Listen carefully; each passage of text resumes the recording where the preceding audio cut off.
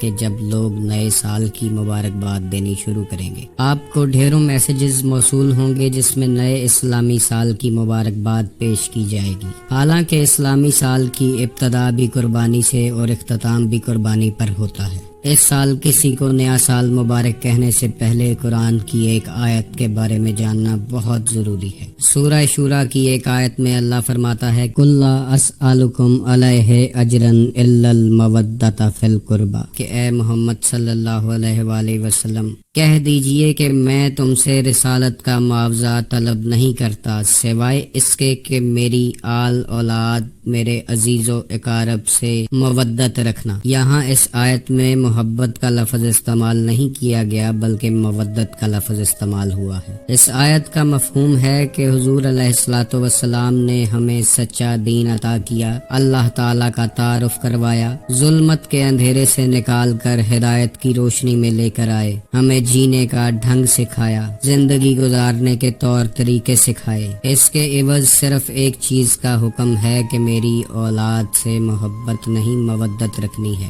محبت وہ ہے جو ماں کو بیٹے سے ہوتی ہے۔ اگر بیٹا دنیا سے چلا جائے تو ماں کچھ دیر غم میں مبتلا رہتی ہے لیکن آہستہ آہستہ جینا سیکھ جاتی ہے۔ اور مودت وہ ہے جو مچھلی کو پانی سے ہے، اگر مچھلی پانی سے جدا ہو جائے تو وہ مر جاتی ہے۔ اسی طرح اہل بیت رسول صلی اللہ علیہ وآلہ وسلم سے محبت کا نہیں مودت کا حکم ہے۔ ہم کلمہ تو پڑھتے ہیں کہ لا الہ الا اللہ محمد رسول اللہ، لیکن یہ مودت اس کلمے کی قیمت ہے۔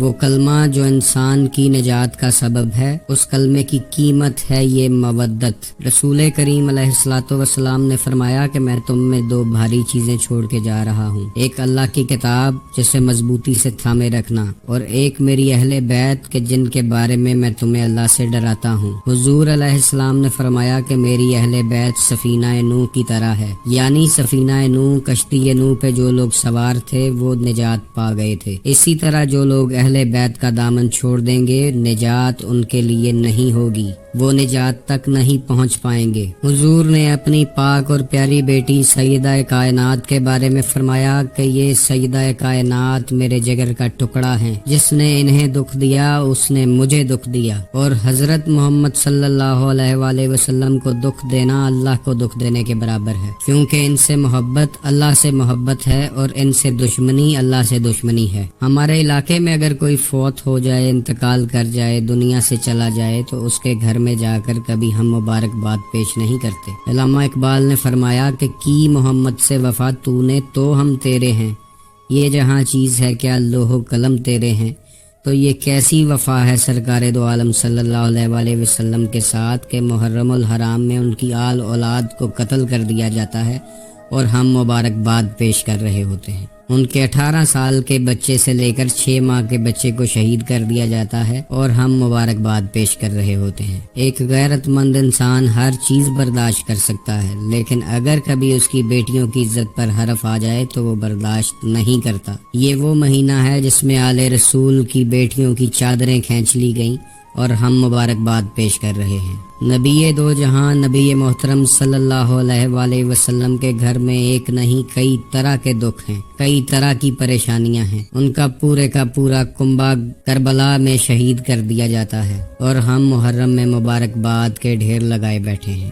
دین اسلام کی سب سے بڑی بنیاد یہ ہے کہ رسول اللہ کے غم میں غمگین ہونا اور ان کی خوشیوں میں خوش ہونا، یہی وفا کا پیمانہ ہے۔ حضور علیہ السلام نے فرمایا کہ تم میں سے کوئی شخص اس وقت تک مومن نہیں ہو سکتا جب تک کہ میں محمد اس کو اس کی جان، مال، عزیز و اقارب، والدین، اولاد سے بڑھ کر عزیز نہ ہو جاؤں۔ تو یہ کیسی وفاداری ہے کہ جن کا کلمہ پڑھتے ہیں ان کے گھر میں دکھ اور غم ہوتا ہے اور ہم خوشیاں منا رہے ہوتے ہیں۔ ایسی ہی کچھ وفاداری کربلا میں بھی کچھ لوگوں نے دکھائی تھی۔ حضرت امام حسین علیہ السلام کو شہید کرنے والے کافر نہیں تھے، وہ بھی مسلمان ہی تھے۔ امام علی مقام علیہ السلام کو جب شہید کیا گیا تو اس وقت یزید کی فوجوں میں یہی بات چل رہی تھی کہ جمعے کا وقت ہو رہا ہے، جمعہ پڑھنا ہے تو جلدی جلدی ان کو شہید کیا جائے۔ وہ لوگ بھی مسلمان تھے اور اجر رسالت کی آیات پڑھ چکے تھے۔ اور اس طرح کا اجر رسالت پیش کر کے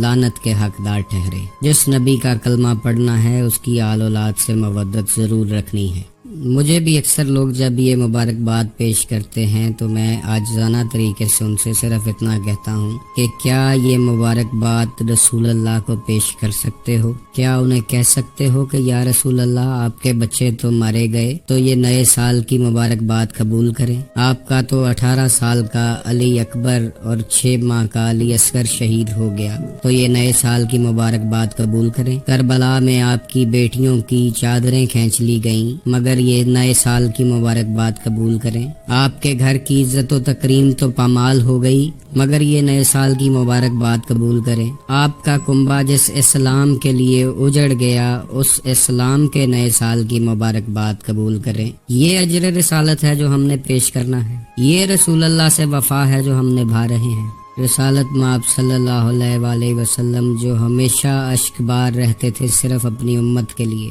صرف اللہ سے دعا مانگتے تھے کہ یا اللہ میری امت میری امت میری امت کو بخش دے، تو امت آج انہیں کیا صلہ دے رہی ہے۔ امت نے کربلا میں بھی ایسا ہی صلہ دیا تھا جو آج مبارکبادوں کی صورت میں دے رہی ہے۔